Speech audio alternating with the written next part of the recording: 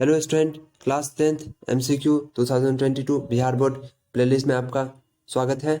अगर आपने previous video नहीं देखा है तो उस वीडियो को भी देख लें, क्योंकि ये आपके लिए बहुत ही ज़्यादा हेल्पफुल होगा। चलिए स्टूडेंट, शुरू करते हैं। क्वेश्चन है, निम्नलिखित में से कौन मिश्रित अर्थव्यवस्था की विशेषता है?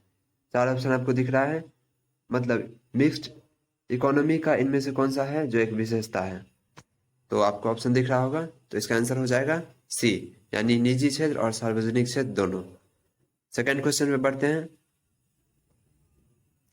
पशुपालन और मत्स्य पालन किस क्षेत्र के अंग है? यानी प्राथमिक क्षेत्र, द्वितीय क्षेत्र या तृतीय क्षेत्र, या इनमें से कोई नहीं। आप आंसर गेस कर सकते हैं वीडियो को पॉज करके भी। तो इसका आंसर हो जाएगा प्राथमिक क्षेत्र, क्योंकि ये कृषि से रिलेटेड है, इसलिए ये प्राथमिक क्षेत्र हो जाएगा इसका आंसर। चलिए थर्ड नंबर क्वेश्चन पे बढ़ते हैं। थर्ड नंबर क्वेश्चन है, निम्न में से कौन प्राथमिक क्षेत्र भी कहलाता है? तो मैंने अभी कह दिया कि कृषि क्षेत्र को ही प्राथमिक क्षेत्र कहते हैं, तो इसका आंसर हो जाएगा बी, प्राथमिक क्षेत्र। फोर्थ क्वेश्चन है, निम्नलिखित में से कौन सा देश एक मिश्रित अर्थव्यवस्था है? तो इसका चार ऑप्शन आपको दिख रहा है, ए बी सी डी। आप आंसर गेस कर सकते हैं, तो इसका आंसर हो जाएगा अपना भारत। ये मिश्रित अर्थव्यवस्था यानी मिक्स इकोनॉमी का एग्जाम्पल है अपना देश भारत। फिफ्थ नंबर क्वेश्चन में बढ़ते हैं। मानव विकास सूचकांक के कितने सूचक हैं? ये क्वेश्चन आपको राजनीति शास्त्र में भी देखने को मिलेगा, तो इसका आंसर हो जाएगा चार। मानव विकास सूचकांक के चार सूचक हैं। ऑप्शन नंबर इसका तीन हो जाएगा आंसर, तीन सूचक हैं। चलिए आगे बढ़ते हैं। पशुपालन एवं मत्स्य पालन किस क्षेत्र के अंग है? मैंने पहले ही बता दिया है। नेक्स्ट क्वेश्चन है, सामान्यतः किसी देश के विकास का स्तर किस आधार पर निर्धारित किया जाता है? तो इसका सारा ऑप्शन दिख रहा है, तो ये सारे के सारे नेसेसरी होते हैं किसी देश के इकोनॉमी को बूस्ट करने के लिए, तो इसका आंसर हो जाएगा इनमें से सभी, डी। 8 नंबर क्वेश्चन है, भारत में योजना आयोग का गठन कब किया गया? ये क्वेश्चन, क्योंकि फर्स्ट चैप्टर में डेट से रिलेटेड बहुत कम क्वेश्चन, या एक तो मुझे लगता है ये अकेला ही क्वेश्चन है जो कि डेट से रिलेटेड है और जिसके आने की संभावना है, तो इसको आप जरूर याद रखें इस डेट को। तो इसका आंसर हो जाएगा 1950, और ये डेट है 15 मार्च, 15 मार्च 1950। चलिए आगे बढ़ते हैं। किस क्षेत्र को तृतीय क्षेत्र भी कहा जाता है? तो इसका चार ऑप्शन दिख रहा है, तो यहाँ कृषि क्षेत्र तो होगा नहीं क्योंकि ये प्राथमिक क्षेत्र है, तो अब बस गया सेवा क्षेत्र या औद्योगिक क्षेत्र। तो इसका आंसर हो जाएगा सेवा क्षेत्र, यानी तृतीय क्षेत्र में सेवा क्षेत्र आता है। चलिए आगे बढ़ते हैं। 10 नंबर क्वेश्चन है, एक अर्थव्यवस्था का सृजन होता है, तो इसका चार ऑप्शन दिख रहा है, तो इसका आंसर इनमें से सभी हो जाएगा, क्योंकि प्राकृतिक संसाधन, भौतिक संसाधन, मानवीय संसाधन सभी जरूरी होते हैं एक अर्थव्यवस्था को बूस्ट करने के लिए। 11 नंबर क्वेश्चन में बढ़ते हैं। निम्न में से किसे पिछड़ा राज्य कहा जाता है? तो इसका आंसर हो जाएगा बिहार। इस तरह की बात सुनने से हमें काफी दुख होता है बिहार के पिछड़ा सुनने पे, लेकिन अगर आप चाहते हैं कि बिहार आगे बढ़े तो इसके लिए जरूरी है कि एजुकेशन आगे बढ़े, क्योंकि एजुकेशन ही एक ऐसा चीज है जिसकी मदद से कोई देश, कोई राज्य आगे बढ़ता है। और एजुकेशन को आगे बढ़ाने के लिए ये भी जरूरी है कि हम टाइम के साथ साथ खुद को अपडेट करें। तो ये चैनल आपको इस काम में बहुत ही ज़्यादा हेल्पफुल करेगा, क्योंकि यहाँ क्वालिटी कंटेंट आपको मिलेगा। और आपका कोई जूनियर स्टूडेंट जो कि 9th या 10th में पढ़ता है, तो आप उसको इस चैनल के बारे में बता सकते हैं। ये चैनल अभी न्यू है, अब फ्यूचर में इसमें बहुत अच्छा कंटेंट मिलने वाला है सभी सब्जेक्ट से रिलेटेड, तो आप इसको जरूर रिकमेंड करें। चलिए वीडियो में आगे बढ़ते हैं। अगला क्वेश्चन है, बिहार में किसकी प्रधानता है? तो उद्योग, पशुपालन, खनिज और कृषि।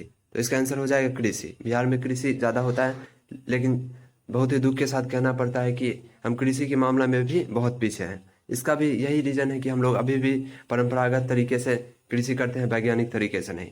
वेस्टर्न कंट्री में बहुत कम जगह पे खेती होती है, लेकिन वहाँ पे आधुनिक तरीके से खेती की जाती है, इसलिए वहाँ पे बहुत ही ज़्यादा अच्छा खेती होता है।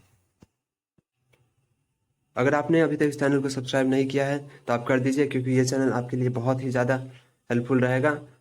अगर आप ये वीडियो बाद में देख रहे हैं तो आप इस प्लेलिस्ट के अंदर जाइए, और यहाँ पे आपको सभी चैप्टर से रिलेटेड MCQ देखने को मिल जाएगा क्लास 10th के लिए। और अगर आप 2022 में एग्ज़ाम देने वाले हैं और बिहार बोर्ड से के स्टूडेंट हैं, तो ये वीडियो आपके लिए बहुत ही ज़्यादा हेल्पफुल है। चैनल को सब्सक्राइब करना मत भूलिए। चलिए आगे बढ़ते हैं। 30 नंबर क्वेश्चन है, एक समाजवादी अर्थव्यवस्था में सर्वाधिक बल दिया जाता है आर्थिक स्वतंत्रता पर या उत्पादन कुशलता पर या लोक कल्याण पर या अधिकतम लाभ अर्जित करने पे। तो इसका आंसर हो जाएगा सी, लोक कल्याण पर। अगला क्वेश्चन है, राष्ट्रीय विकास परिषद का गठन कब किया गया था? तो इसका 4 ऑप्शन आपको दिख रहा है, तो इसका आंसर हो जाएगा सी, यानी 6 अगस्त 1952 को। ये भी बहुत इंपॉर्टेंट है क्योंकि ये डेट से रिलेटेड है और क्योंकि इस टाइप का क्वेश्चन बहुत कम है बुक में, इसलिए इसके आने की प्रबल संभावना है। 50 नंबर क्वेश्चन में बढ़ते हैं। भारत में सेवा क्षेत्र को सामान्यतः कितने भागों में बांटा गया है? तो इसका आंसर हो जाएगा 2। सेवा क्षेत्र को 2 भागों में बांटा गया है। 16 नंबर क्वेश्चन में बढ़ते हैं। निम्नलिखित में से कौन सा देश विकसित अर्थव्यवस्था का उदाहरण है? तो इसका आंसर हो जाएगा डी, यानी अमेरिका, क्योंकि भारत विकासशील देशों में इसकी गिनती होती है, यानी ये डेवलप कर रहा है अभी और आगे और भी डेवलप करेगा। 70 नंबर है, पशुपालन मत्स्य एवं पालन किस क्षेत्र के अंग है? ये पहले ही हो चुका है ये क्वेश्चन। चलिए आगे बढ़ते हैं।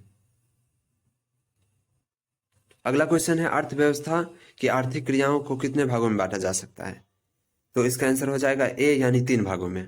इस टाइप के क्वेश्चन को आप याद रखें, अगर आप भूल सकते हैं तो स्क्रीनशॉट लेकर रख लें और एग्जाम के लिए एकदम अच्छे से प्रिपेयर रहें।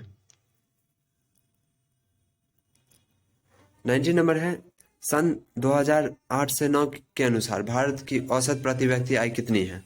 तो इसका आंसर हो जाएगा 25,494 रुपया। चलिए अगले क्वेश्चन पे बढ़ते हैं। 20 नंबर क्वेश्चन है, मानव विकास सूचकांक के कितने सूचक हैं?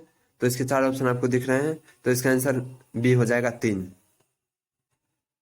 अब मैं आपको कुछ इंपॉर्टेंट एमसीक्यू ऐसे मुंह से ही बता रहा हूं जो कि काफ़ी इंपॉर्टेंट हो सकता है। अगर आपके पास पेन और नोटबुक अवेलेबल है तो आप उसको लिख सकते हैं, क्योंकि टाइप करने में ज़्यादा टाइम लगता है और आपका एग्जाम के लिए अभी ज़्यादा टाइम बचा हुआ नहीं है, तो आप रेडी रहिए। चलिए शुरू करते हैं। तो क्वेश्चन है, भारत के किस पड़ोसी देश की प्रति व्यक्ति आय सबसे अधिक है? तो इसका आंसर हो जाएगा श्रीलंका। और 4 पड़ोसी देश जो कि ऑप्शन में रहेगा, उसका ऑप्शन है पाकिस्तान, बांग्लादेश, नेपाल और श्रीलंका। तो इसका आंसर हो जाएगा श्रीलंका। अगला क्वेश्चन है, जनसंख्या वृद्धि आर्थिक विकास की गति को क्या करता है? ऑप्शन है तीव्र करता है, मंद करता है, सामान्य करता है या इनमें से कोई नहीं। तो इसका आंसर होगा मंद करता है। जैसे पिछला क्वेश्चन आपने सुना होगा कि भारत के पड़ोसी देश में सबसे ज्यादा प्रति व्यक्ति आय श्रीलंका का है। इसका मेन रीजन यही है क्योंकि प्रति व्यक्ति आय निकालने के लिए टोटल नेशनल इनकम को टोटल पॉपुलेशन से डिवाइड कर दिया जाता है। क्योंकि उस कंट्री का पॉपुलेशन कम है, तो इसलिए क्योंकि कम छोटे नंबर से डिवाइड करने पे बड़ा आंसर आता है, इसलिए उसका प्रति व्यक्ति आय ज़्यादा दिख रहा है। तो इस तरह से अगर हमारा पॉपुलेशन कंट्रोल में आ जाए और हमारे कंट्री का इनकम जीडीपी बढ़ते रहे तो हम लोग का भी प्रति व्यक्ति आय आगे और भी बहुत ज़्यादा बढ़ जाएगा। अगर लेटेस्ट डाटा की बात करें तो अपना भारत का प्रति व्यक्ति आय अभी 1,46,824 रुपया है। चलिए आगे बढ़ते हैं। अगला क्वेश्चन है, अर्थव्यवस्था का मुख्य प्रकार कितना होता है? तो इसका आंसर हो जाएगा 3। अर्थव्यवस्था का मुख्य रूप से 3 प्रकार होता है। अगला क्वेश्चन है, किस अर्थव्यवस्था में उत्पादन के साधनों को पर किसी व्यक्ति या निजी संस्था का अधिकार होता है? तो इसका आंसर हो जाएगा पूंजीवादी अर्थव्यवस्था में। चलिए आज का लास्ट क्वेश्चन है जिससे सुन के आप बहुत ही ज्यादा खुश हो जाएंगे। क्वेश्चन है, देश में सब्जी के उत्पादन में बिहार का स्थान कितना नंबर पे है? तो इसका आंसर हो जाएगा दूसरे नंबर पे। डिस्क्रिप्शन में आपको टेलीग्राम ग्रुप का लिंक मिल जाएगा। ये टेलीग्राम ग्रुप है, टेलीग्राम चैनल नहीं। तो यहाँ आप किसी भी तरह का अपना बात रख सकते हैं पूरी आज़ादी के साथ। और अगर आपने अभी तक चैनल को सब्सक्राइब नहीं किया है तो कर दीजिए, क्योंकि ये चैनल आपके लिए बहुत ही ज़्यादा हेल्पफुल साबित होगा। वीडियो को लाइक कर दीजिए।